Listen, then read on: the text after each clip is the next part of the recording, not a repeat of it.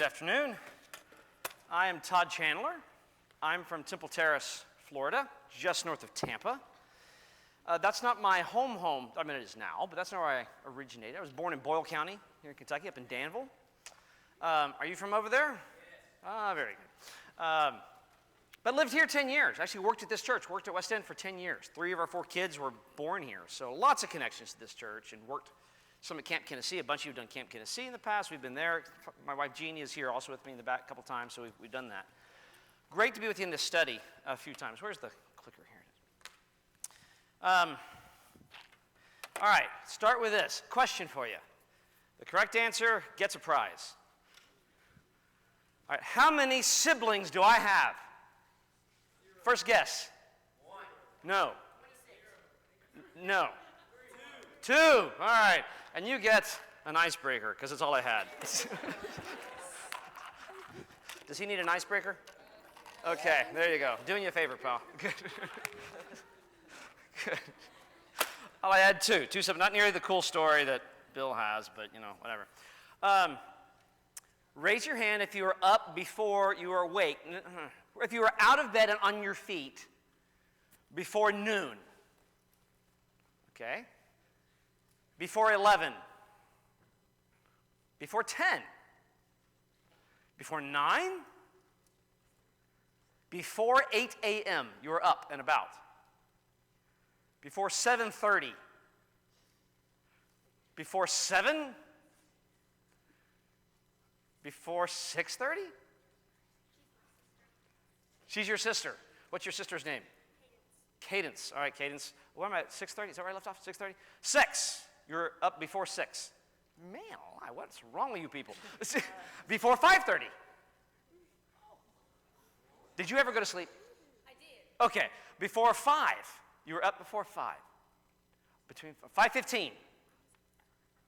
5:20. 5:25. John was up. 5:30 a.m. You guys are crazy. Man. Still going. I was going to give you all a prize too. So see me, you'll get an icebreaker. All right, we did this last night. Bill did a great job of walking us through Ecclesiastes. What is the point? And that's a great book to begin and end that question with. And we had these 4 points. Understanding the brokenness of the world, the brokenness of this world yet needs. It creates a desire for something. We're missing something. People look for it. Everybody looks for it in something. And we went through some of those last night. Learn to enjoy the things under the sun without giving them as though that's what it's all about. Enjoy them. God created good. More to say on that, I think, in my last lesson. God created stuff for a good reason. Enjoy it. But that's not what it's all about. Learn to say no today so that you can have every tomorrow in eternity. Satan's a master deceiver, saying what you want is right now. He's a master at that. And then last, gets down to it, you fear God. In short, you don't have purpose without whom? God. There is no point without God. And that's where Ecclesiastes brings us. So what I'd like to discuss today is an example of that. Turn with me to John 12. And we're going to read just a little bit in that chapter. You and I walk this earth as people, as human beings. And the question that comes up eventually for us is, what's the point? And Bill laid that out for us really well yesterday. God also walked this earth as a human being. God in the flesh. And we can learn, particularly, maybe from this chapter, how he approached that question. Because he was also a human. He was God in the flesh, but he was human. Here in John, and you'll have your sheets, right? Your little, all right. How many of you still have your handouts? Okay, that's fairly impressive. Be honest now. How many of you have misplaced or forgotten your handouts? Okay, well, that's okay. Look on somebody near to you. Right at the very top, we're just going to look through this real quick here at the beginning so we can get to the point. John chapter 12, verse 1. I'll read this verse real quick. Then, 6 days before the Passover, Jesus came to Bethany, where Lazarus, who had been dead, was, whom he had raised from the dead. So, where are we in Jesus' life? We are at what point in time?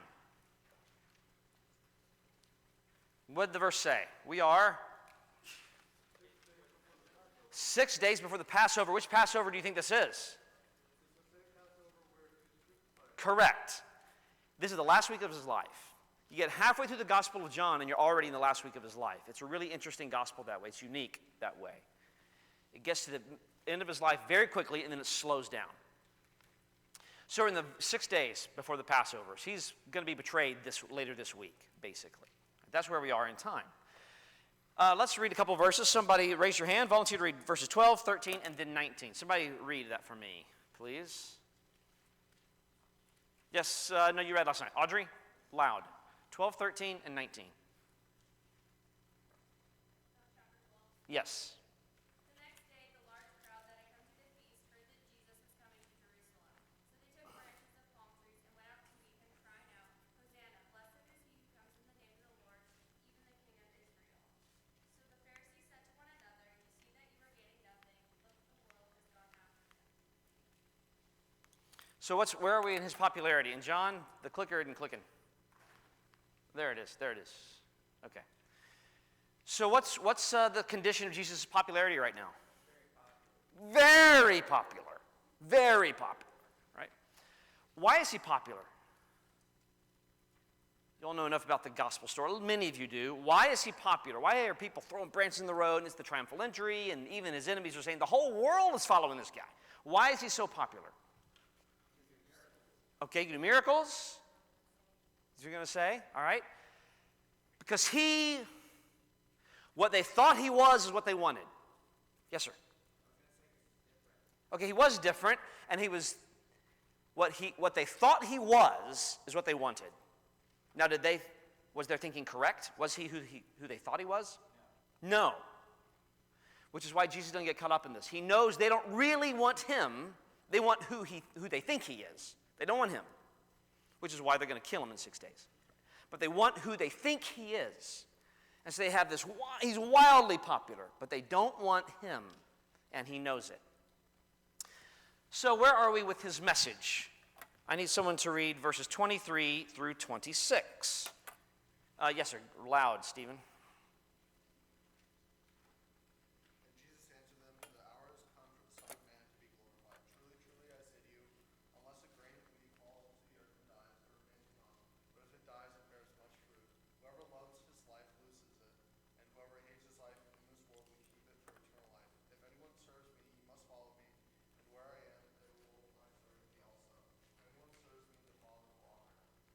So he makes at least 3 key points here. What's one first key point that he makes? What's the heart of his message? What's he talking about?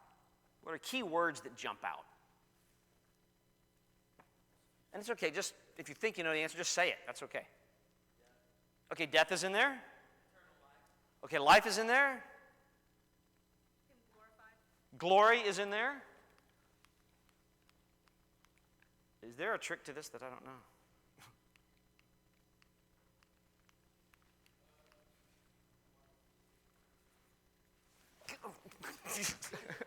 How do you make the slide move at this place? There we go. Okay. There. 1, I will be glorified. I will be glorified. He knows that. That's his message. I am going to be glorified in the most humiliating way possible, people think. But in the end, he is going to be glorified, and everyone will know who he really is. That's one point to his message. And then he illustrates that with something about a seed. It's the big middle button with an arrow, right, John? All right. No, that's okay, man. It's all right. Thank you. A second key point, he talks about a seed, right? In order to see what's real, the value in a seed, what does it have to do? What do you have to do to that seed? Okay, he says you kill, unless a seed dies, right? Seeds don't really die. But what do we do with the seed to really see the value in it? You bury it, right? You bury it. And only after you bury it does it spring forth with a life. You think, wow, that's what that was. Get the image, what Jesus is doing there? He says, look, I will be glorified. You don't know what's in a seed until you kill it. And then you see what that seed's going to produce. And he's talking about himself. And then the third point, which is not about himself. What's his third key? Oh, okay. What's he really saying when he says, follow me? What is he saying to people who are listening? What's his point? I will be glorified. I'm going to die. Death is necessary for that. You follow me. What's he inviting them to share in? Death. He's inviting them to share in death. Right? That's his message. But not just death, but glory that will come from that. Right? That's what Jesus is summarizing here. That's his message. Now, at this point, the people hearing it don't understand that. Right? They will. Many of them will. Most of them won't, but many of them will. But right now they don't. That's his message here. Good so far? That's John 12.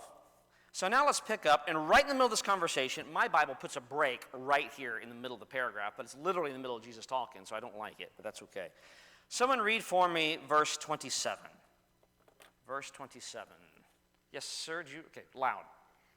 Now my soul is troubled. What shall I say? Father, save me from this hour, but for this purpose I came to this hour. All right. Back here, someone, give me one key phrase from this verse. There's sort of three key individual kind of comments that he makes. What's the first one? Good. My soul is troubled. Click. Click. There you go. There you go. Now my soul is troubled. Why was his soul so troubled? And this is a very vulnerable thing for Jesus to say, right? This is a very he's opening up his heart to people. Okay, he's about to die, and what's involved in his death? What else was he doing in that death? He wasn't just dying. Total humiliation in every possible way. And sin was involved in that, right? It was immense. It was an immense load he was getting ready to take on. And it troubled him. We might use in our day the word anxiety. He had deep anxiety about that. Not that clinical necessarily, but it was very heavy on his mind. Second thing he says in this verse. My soul is troubled. What's he do next?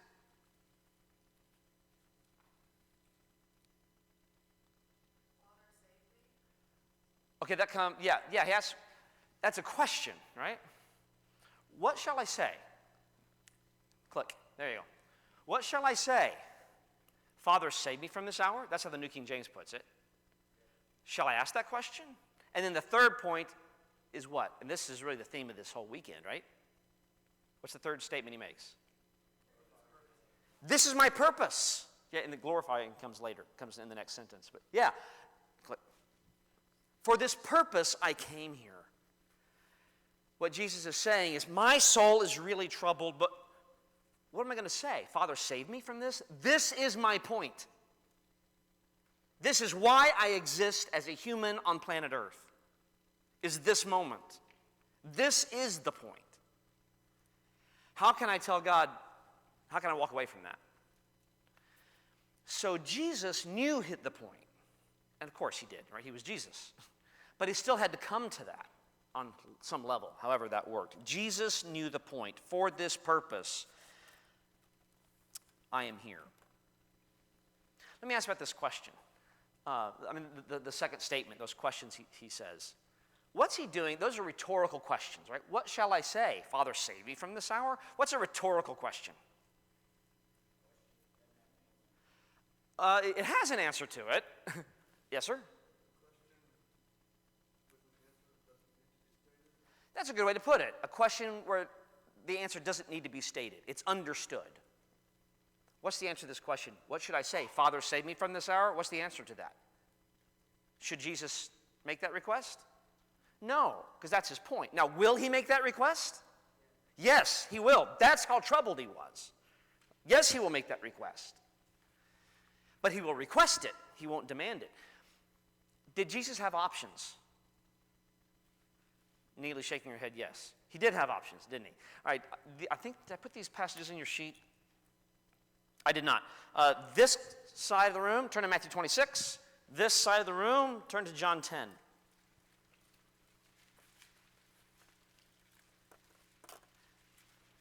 Matthew 26, John 10. Matthew 26 side. I need someone to read verse 33. Yes, sir.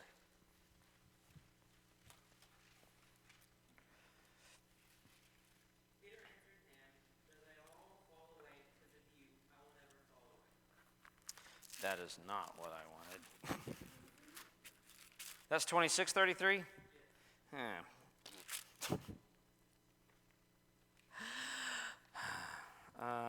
Yes, indeed it was.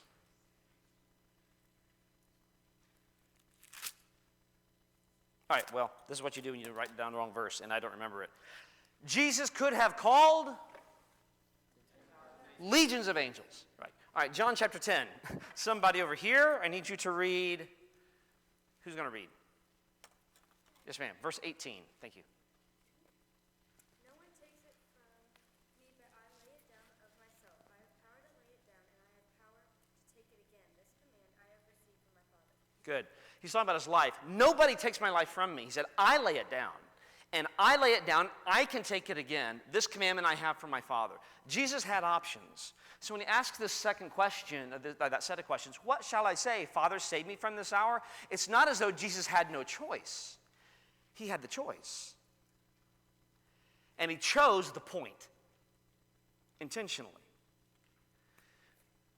One thing knowing the point does for all of us, this is sort of a side lesson, but it's a key one, is knowing the point gives clarity to me. Gray questions become clearer. Clouds tend to move away, and the answer becomes clearer when I know what the point is about. That's one of the reasons these lessons are so important. If you know the point of walking as a human on earth, questions clarify for us all because we understand what this is all about, and it makes things much easier for us. Well, doesn't mean the answer is easy to accept, but we know what the answer is for us. All right.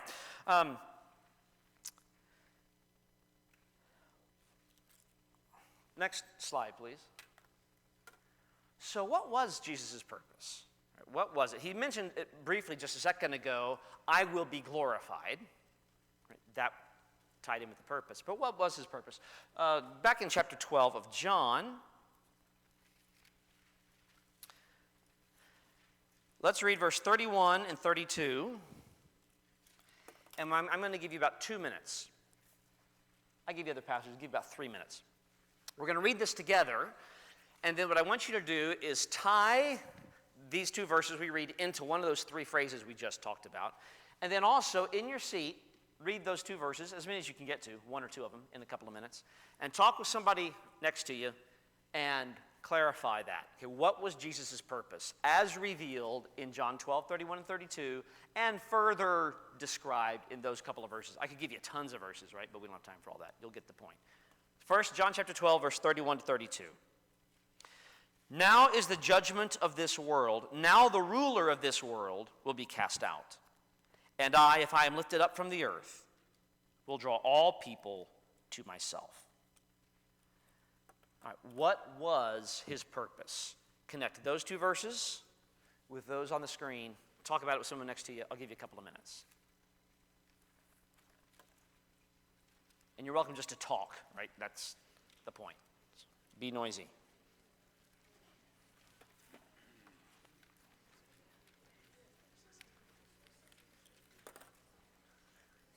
That happens. Thanks, John.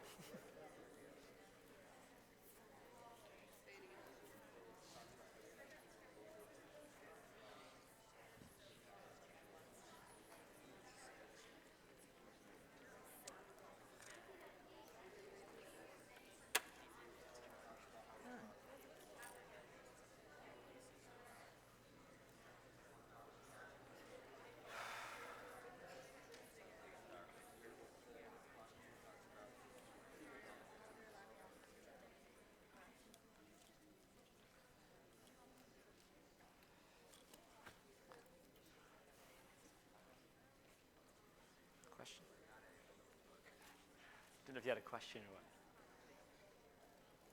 You guys good?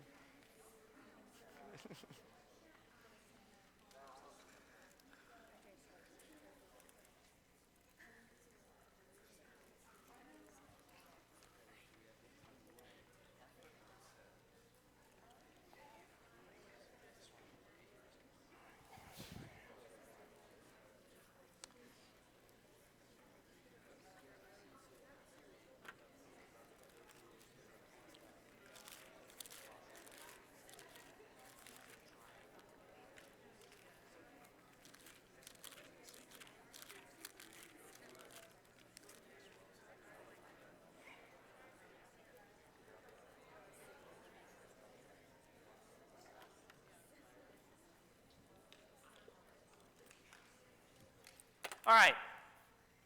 So, what did y'all talk about? What was his purpose? Somebody over here. What was his purpose? Yes, sir. Okay, to be a sacrifice to take away sins. Excellent. Yes, ma'am. To triumph over the world. Great. Two great biblical phrases. Triumph over the world. Yes, ma'am. Good. To deliver everyone from slavery. Great. This side. Cameron? Cast out the ruler of the world. Folks, where do we live? We live in the world. We live in the world. Jesus came to defeat that, to dethrone it, right? To dethrone the ruler of that. That tells you something about where we live. We live within the enemy's world, within the enemy's camp, so to speak. That's how Jesus viewed it anyway.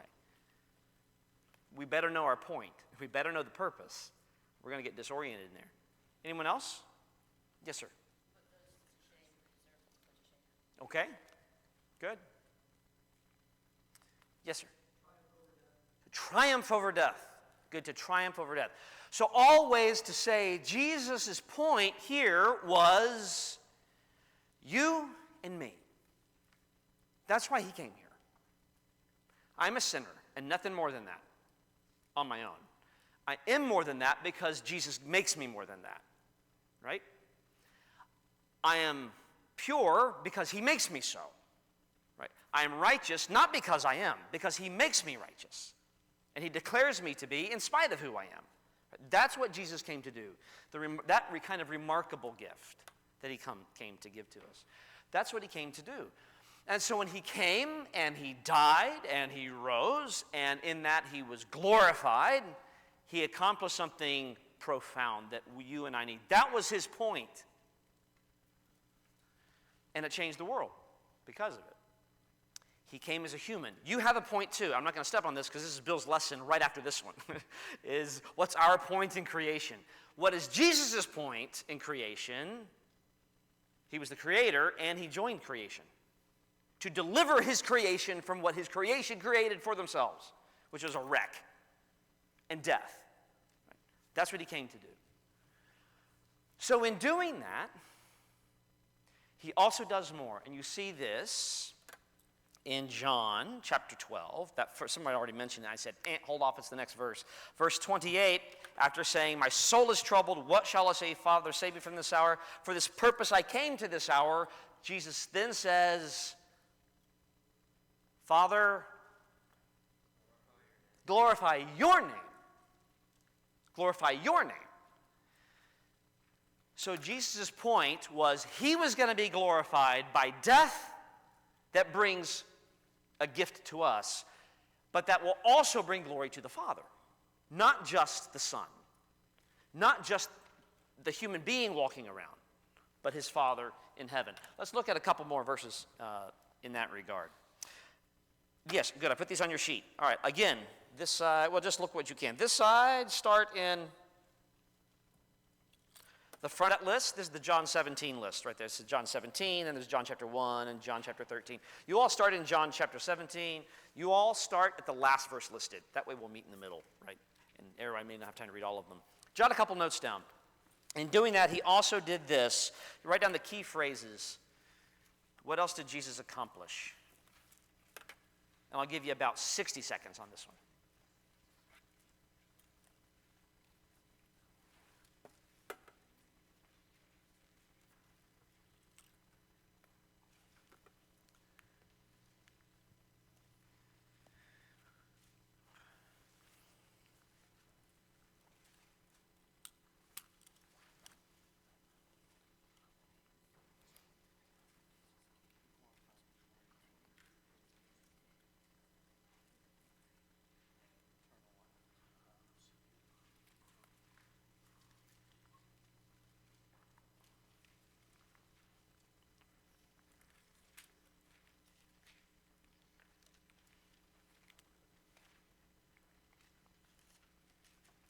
Okay, that's close to 60 seconds. One of the key ideas in all those verses, in one way or another, sort of emphasize the same point.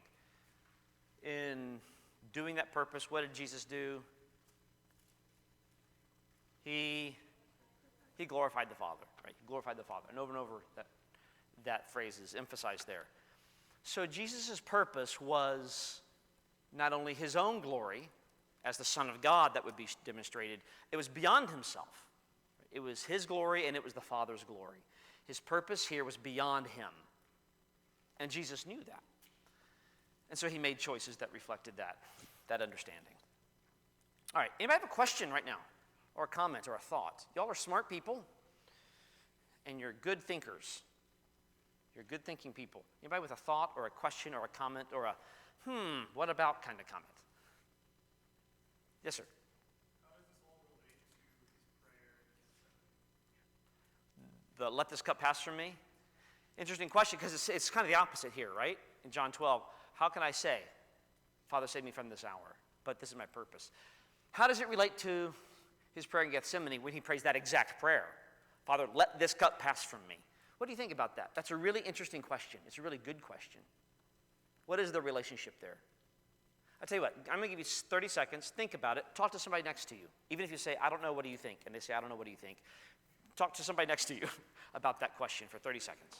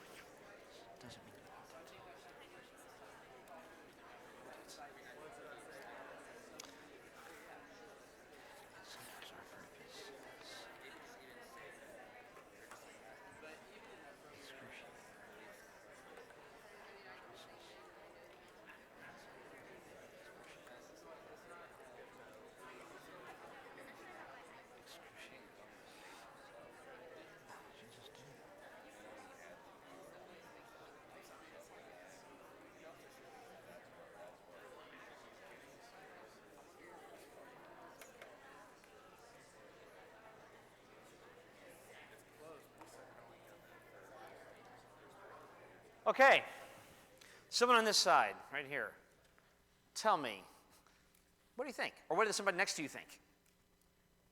How do those two passages relate to each other? Trying to see someone who hadn't commented yet. Somebody right in here? This row has been quiet. Anybody? Anybody around you come up with something? Okay.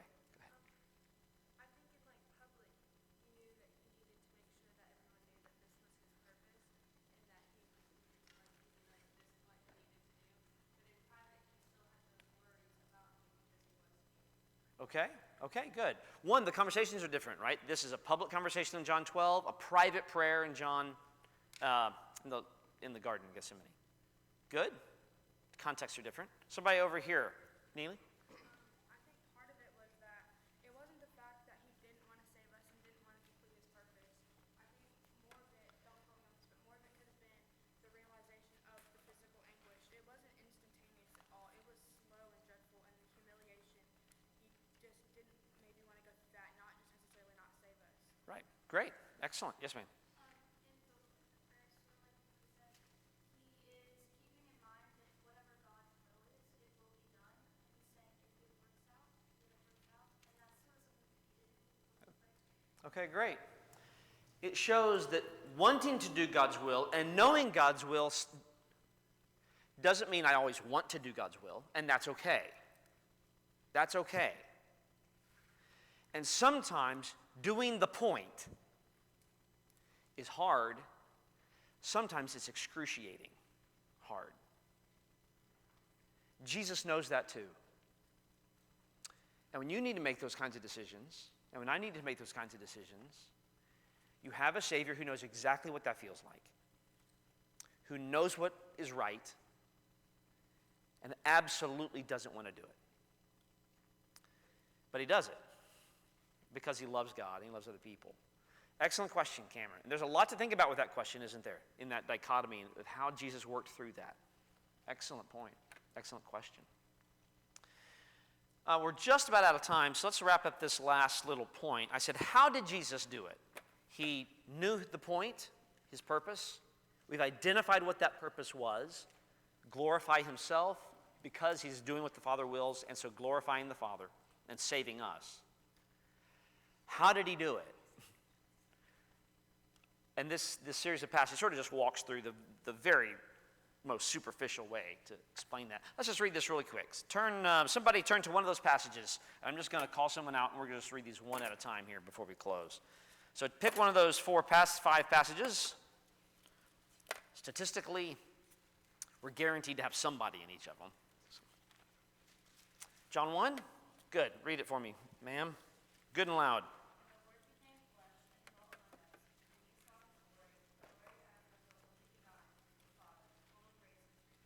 So the first thing is the Creator joined his creation. He became one of us. Now that's a point all its own just to think about, that the Creator actually became what he created. It's pretty incredible. Who's in Colossians 2? Yes, sir.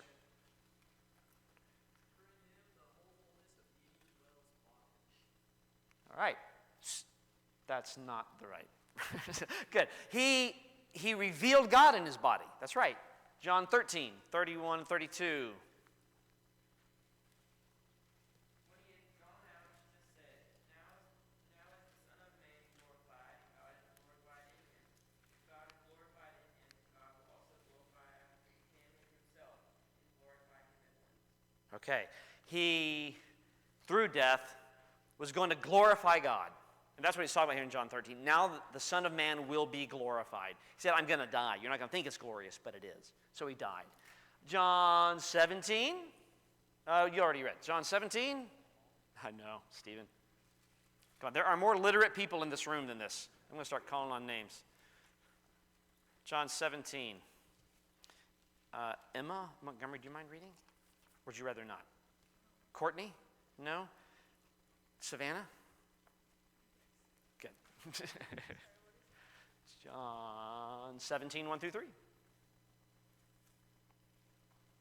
Jesus had spoken these words, he lifted up his eyes to heaven and said, Father, the hour has come. Glorify your Son, that the Son may glorify you. Since you have given him authority over all flesh to give eternal life to all whom you have given him. And this is eternal life, that they know you, the only true God, and Jesus Christ whom you have sent. Good. So he revealed the Father to us. And then last, Romans chapter 1 and verse 4. Go ahead. And was declared to be the Son of God in power according to the Spirit of holiness by his resurrection from the dead, Jesus Christ our Lord. Romans chapter 1 tells us nothing declares him to be the Son of God like the resurrection. It is the resurrection that revealed him to be the Son of God. Nothing else like the resurrection speaks to Jesus' deity. He wasn't just a good man. He was God in the flesh, the Son of God. So how did Jesus fulfill his point, do his purpose? He joined his creation. In that, he revealed God's nature. He died. He resurrected. He revealed God's glory, proving himself to be the Son of God. In short, he became a human and lived on earth as he was supposed to, as the Father told him to.